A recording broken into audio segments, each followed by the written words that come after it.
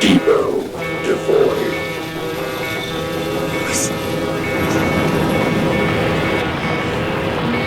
Depot Divide! He was licking me!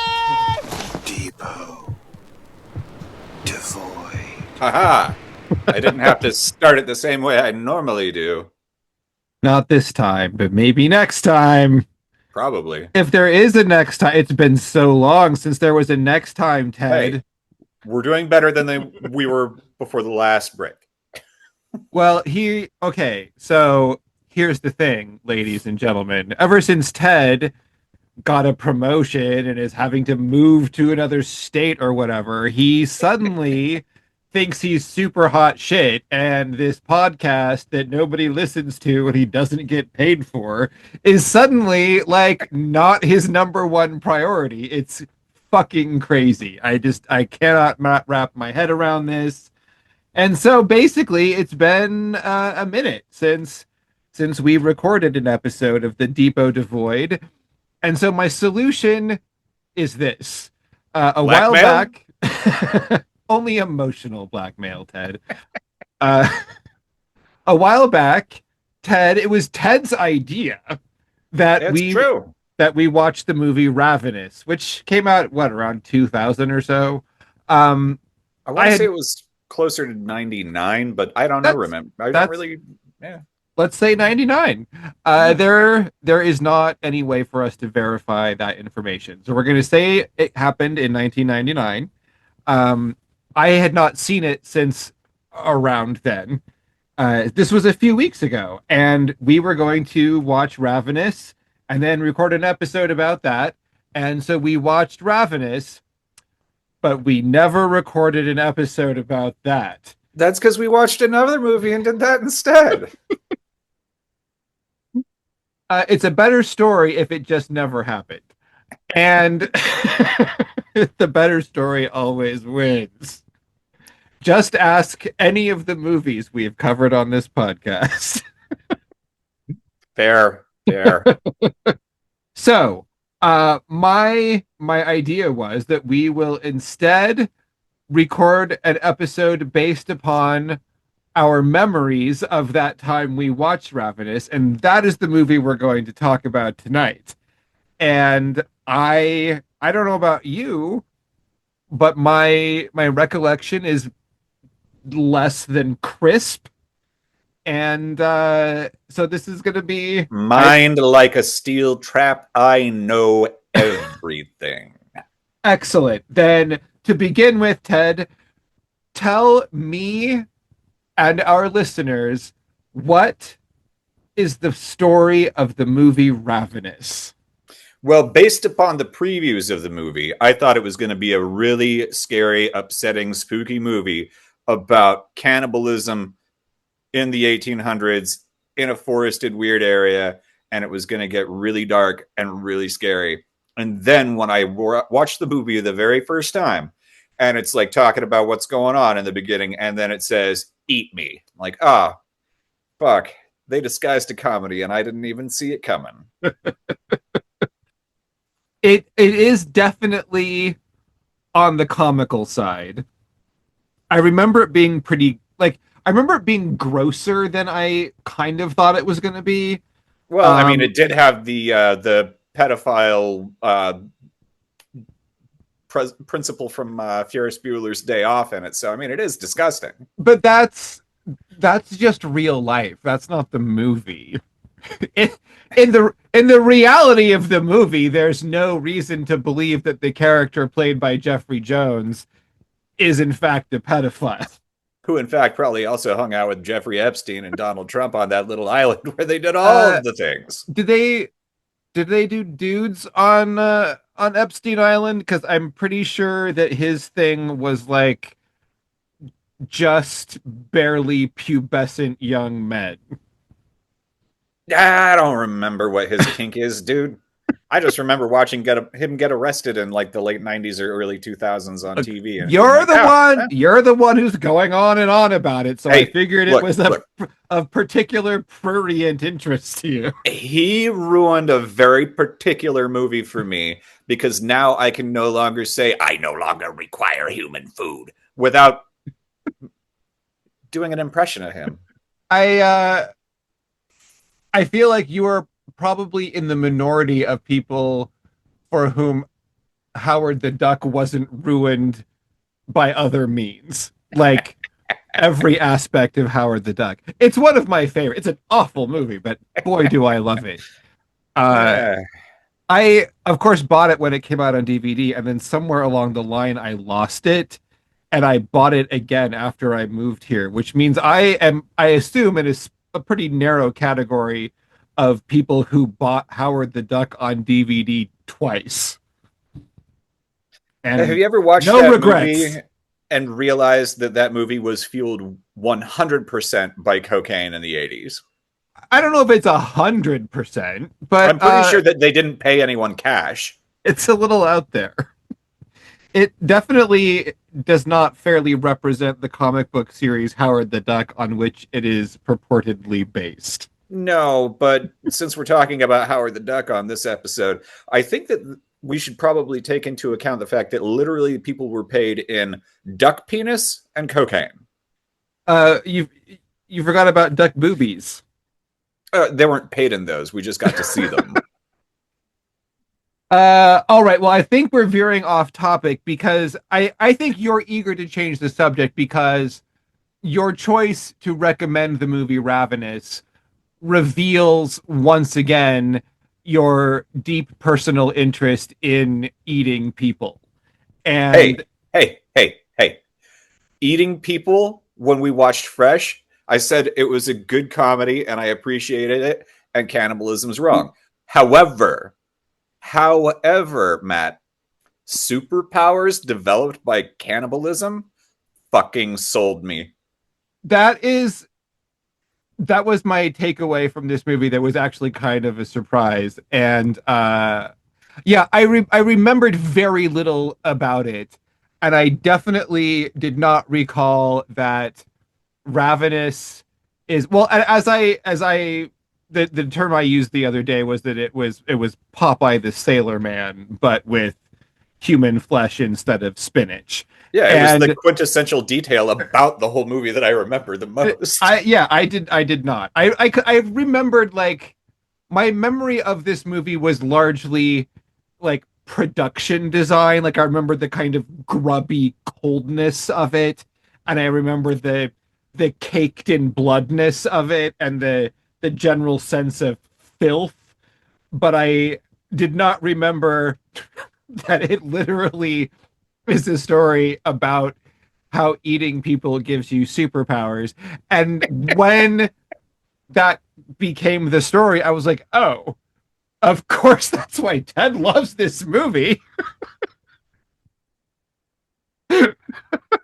Shit, man, they should make like 10 of these goddamn things. Yeah, because Ted loves eating people, and this movie and superpowers. And this movie makes you a superhero for doing it, and that's pretty special. I found, and I tried to piece together what this means. Here I have an envelope from the hospital addressed to me. I've never opened it. I hope it wasn't important. This envelope is what I took my notes on when I watched Ravenous. And some of this I understand, and some of this I don't really.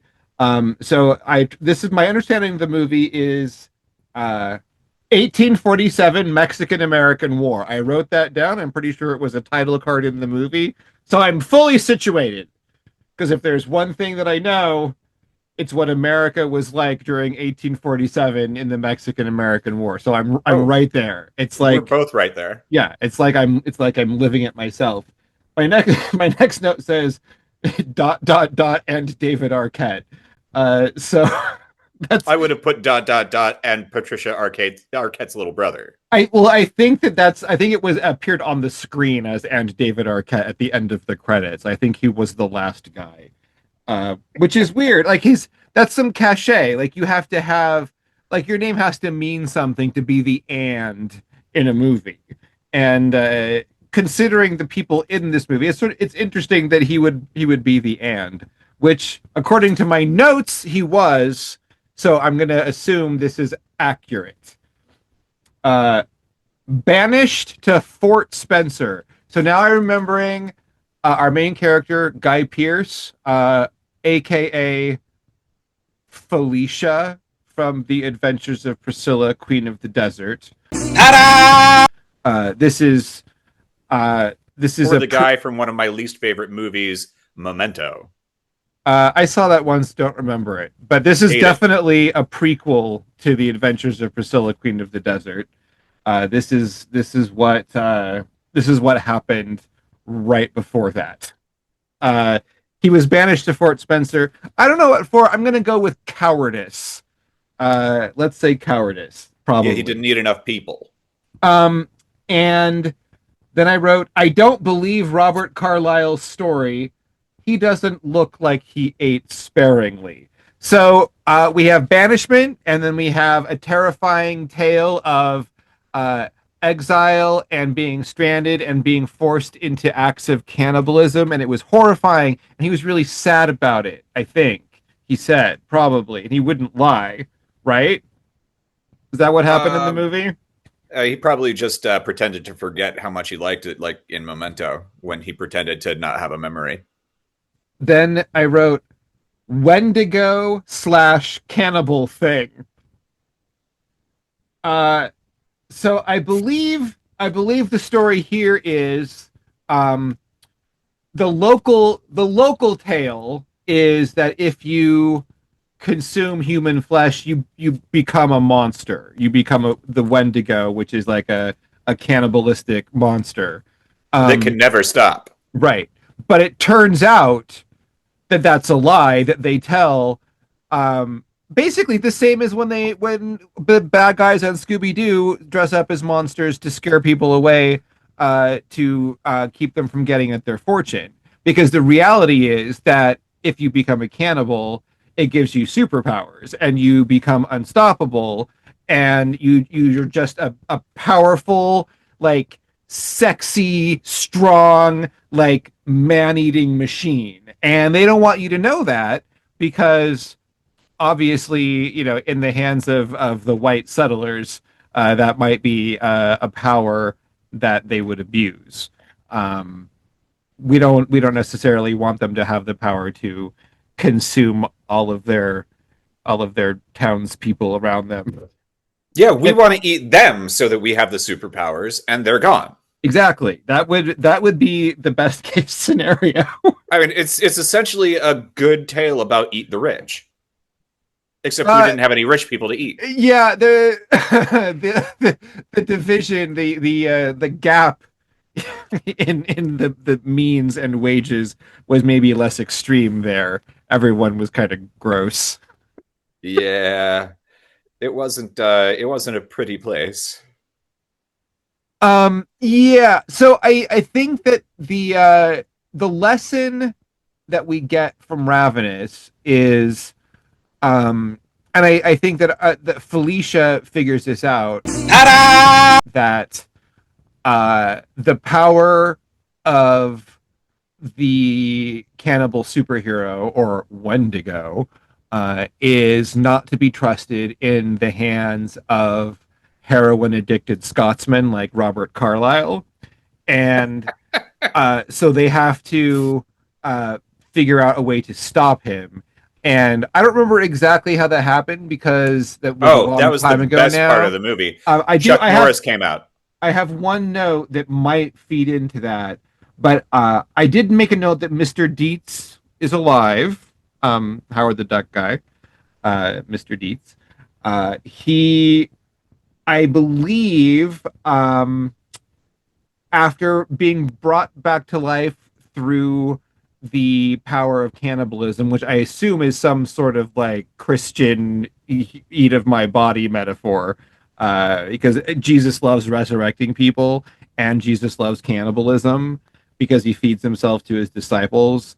Every So, day. right. So therefore, Mr. Deeds from Beetlejuice is now a risen Christ figure, and he also has cannibal superpowers. But unlike the heroin addicted Scotsman, he seems somewhat morally conflicted about it, and so maybe he teams up with Felicia to take him down and try to redeem himself. I don't know if you can be redeemed as a Christ figure since you're supposed to be the redeemer. So who would redeem you? Yeah. Is Your that apologies mean nothing now. yeah? So does this movie give us an answer to that? Yeah, it's when Chuck Norris showed up and killed the heroin addict and used his cannibal superpowers and made the redemption. So who did Chuck Norris eat? Dude, he's been eating people since he started hanging out with Bruce Lee back in like the 60s or 70s. Why do you think he's so powerful? The 1760s?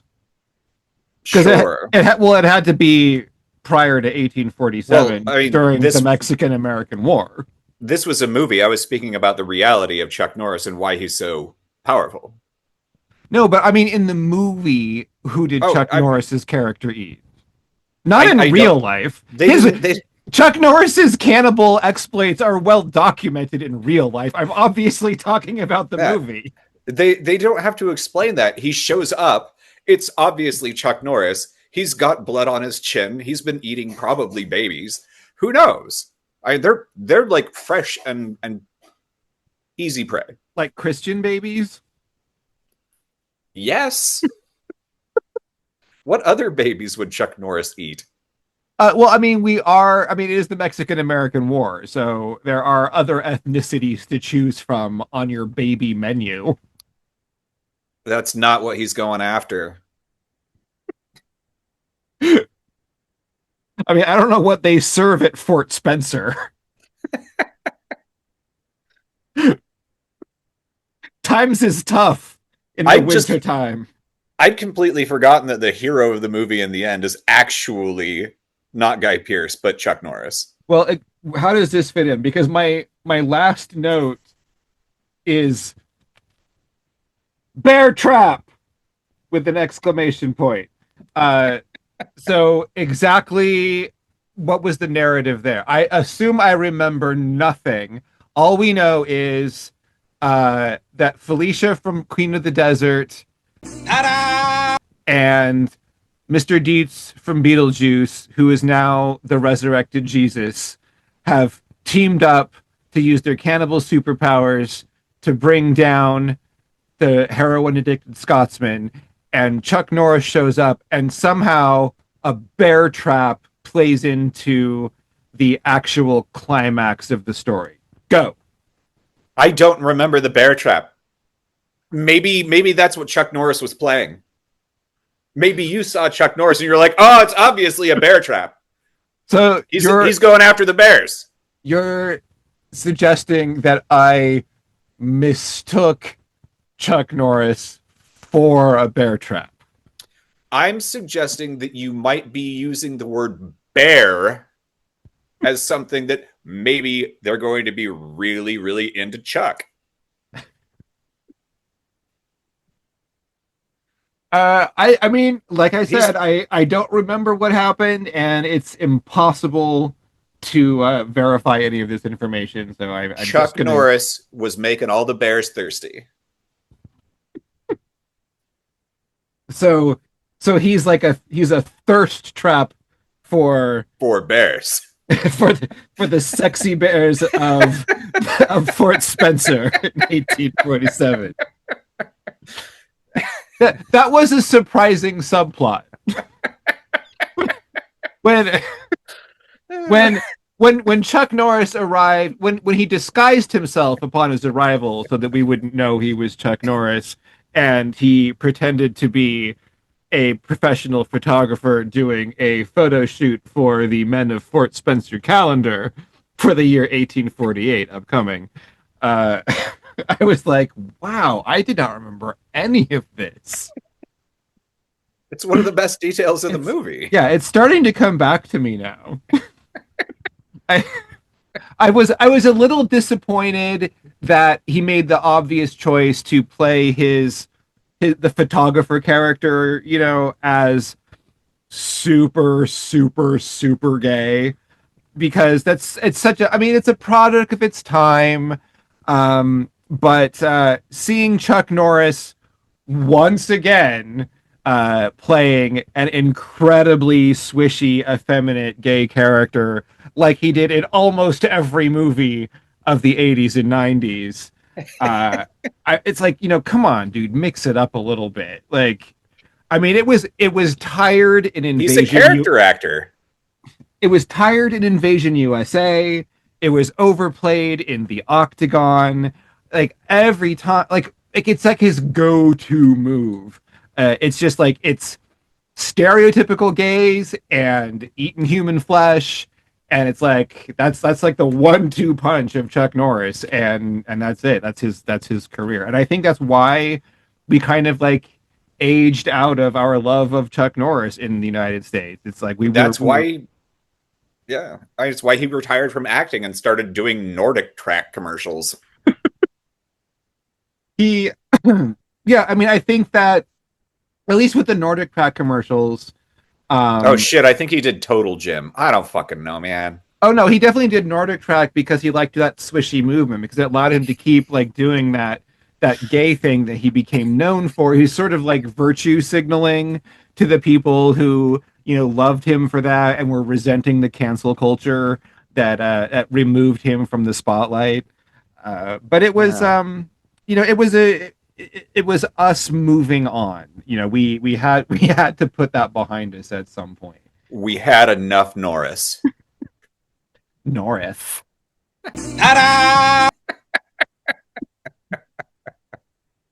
Judo Oh, chop. oh god. I've got this new movie called Ravenous. It's amazing. You'd never expect the bear trap.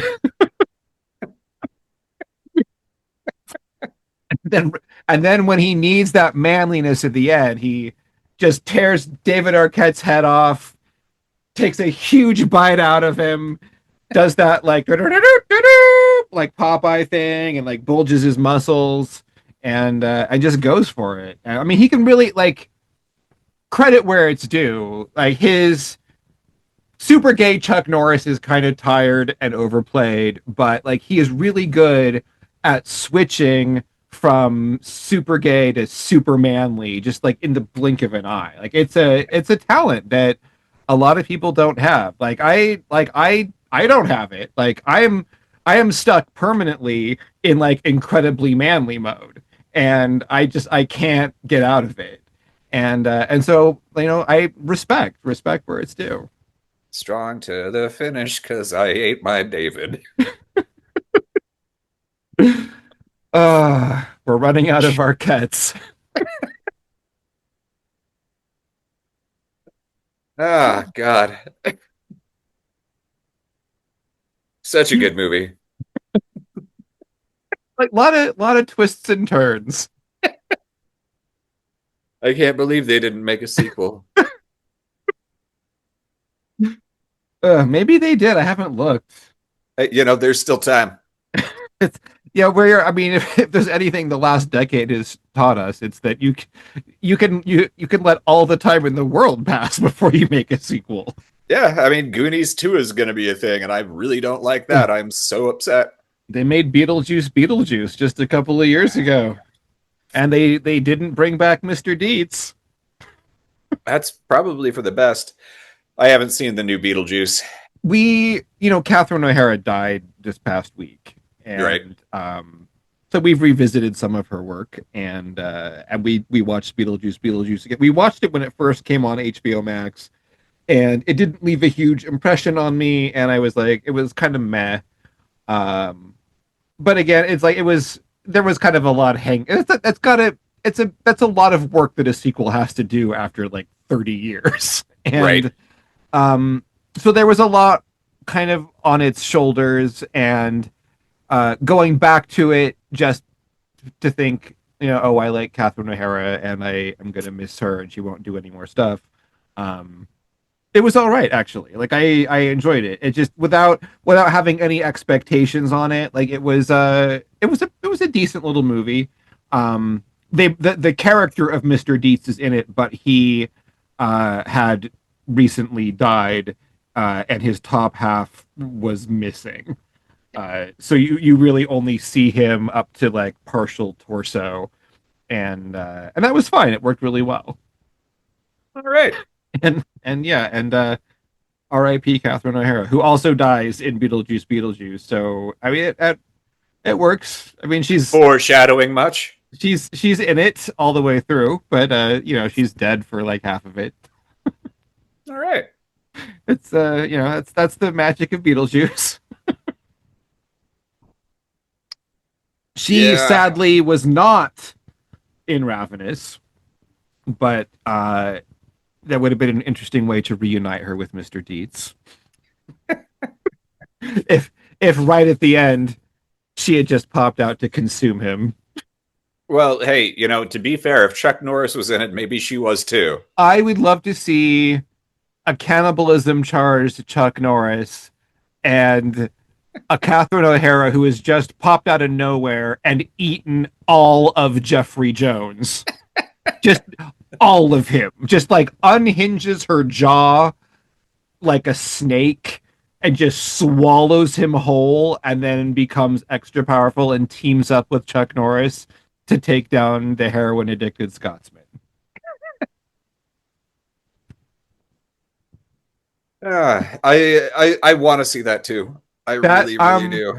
I think the more I think about it, that might be what happened.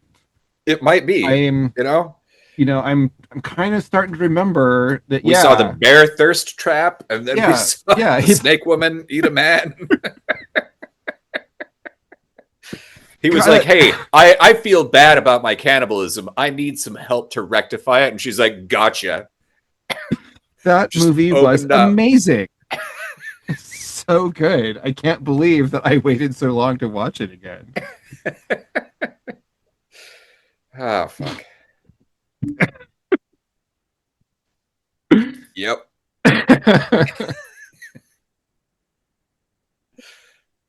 So what's next?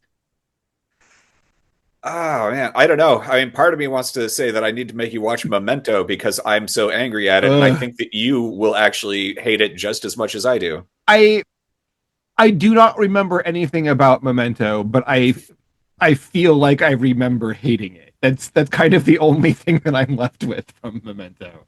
I watched it once, and then I got into so many conversations with people about how they're wrong for liking it because it's a bad movie. And one person actually finally made me sit down and watch it again and explain to them directly while watching the movie why it's wrong. And they were like, okay, I don't like that, but you're right. Yeah, I killed one of your favorite movies, and you deserved it because you asked me to do it for you. I I don't remember any of the details. I remember the sort of the gist of how the mechanics of it work, but I don't remember the movie at all. I just remember that I didn't like it when I watched it, and that in general, there's probably no good reason for this. Correct me if I'm wrong. Maybe you can. I associate Memento and the people who love it with Fight Club and the people who love it. Yeah. And I don't have a reason for that, and I've never seen Fight Club. So I saw Fight Club once and I wasn't a fan. The twist was obvious. It's like watching M. Night Shyamalan movies. oh yeah.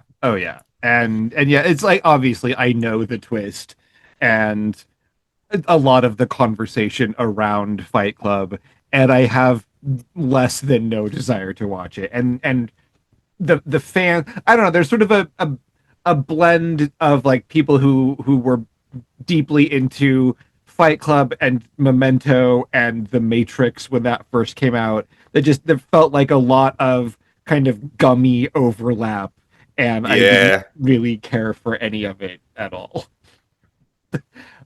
So I guess you could make me watch Memento, or we could watch something less horrible or more horrible. Hey, I'm gonna put together some stuff for you too. Memento's definitely on the table. We do need to watch that because hey, we're doing this movie podcast. I have to destroy it for any of the 1 people, 2 people, 0 people that watch this, listen to it. I'm sure that everyone likes to have Memento destroyed. It needs to be. If anyone's got half of a fucking brain, they don't need to have it destroyed. They already know because it's fucking garbage. I assume that it's as simplistically obvious as like why The Matrix is terrible. The movie sucks. Yeah. Sequels are even worse. I know. I got through one of them once. I won't be doing that again intentionally unless I have to. Yeah. We'll see what happens. I'm gonna make you watch some pretty awful things, so I don't know how you may retaliate. Hey, we've already been working on it. I have been downloading a lot of stuff, Ted, and I will be putting together some interesting and potentially painful bits of watching for you. It's gonna be fun for me. Thank you. Some of it, it won't be entirely unrewarding, right? And hey, I'm sure that I'll have more time on my plate to observe these things once I actually get done with all of the stupid things on my plate right now. Yes, the transitional time is going to be the hardest. I get that. But that's why it needs to be made more memorable through painful watching. Precisely. And we can always talk about Chuck Norris showing up in things. He could show up anywhere at any time. Absolutely. That is definitely on the table at all times. That guy can be anything. Nothing can stop Chuck Norris. He's like Plastic Man or Odo. Yeah, exactly. All right. Well, I think that is probably all we need to say about a movie that we don't remember. and we will endeavor to do better at our jobs next time. This is true. And we'll get there. And we don't have to do Memento next. It could be something else, but we have to do it. All right. Or require it. I will acquiesce. I know I'm not even destroying it for you. Oh no, it's I get it. I think that I remember not liking it, and therefore anyone who does like it should have it ruined, right? I mean that's yes. That's 100%. That's how we roll. That's how love works. Yeah, it's all yes, love is motivated entirely by selfishness and spite. that's how it was modeled for me. Hey, live and love. I mean that it's also true that at a young age our mother was replaced by Chuck Norris. The punches got so much worse. Yeah. You could almost pinpoint when it happened.